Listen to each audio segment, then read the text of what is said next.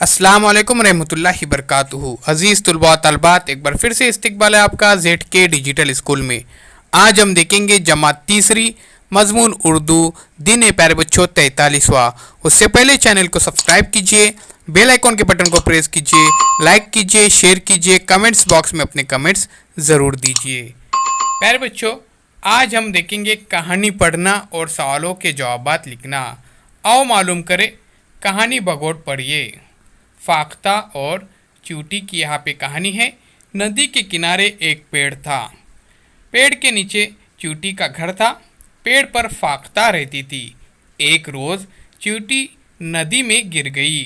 फाख्ता ने उसे बहते हुए देखा। फाख्ता ने पेड़ से पत्ता तोड़ा और पानी में डाल दिया।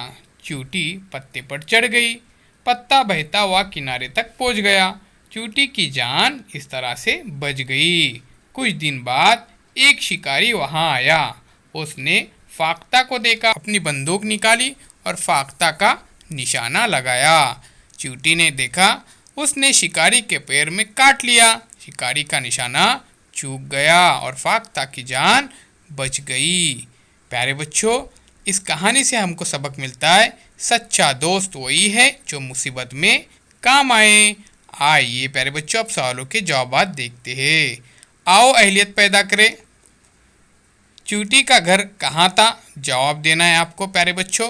तो पेड़ के नीचे चींटी का घर था। फाख्ता कहाँ रहती थी? तो फाख्ता दरख्त पर रहती थी।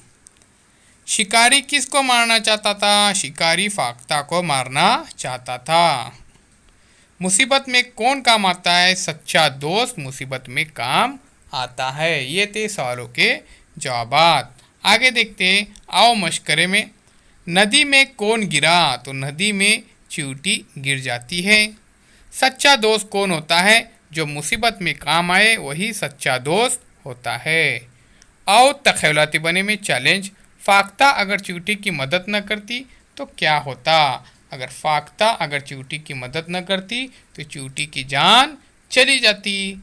और इसी तरह से फाख्ता और चींटी के दरमियान दोस्ती भी न होती और फाख्ता शिकारी का शिकार बन जाती।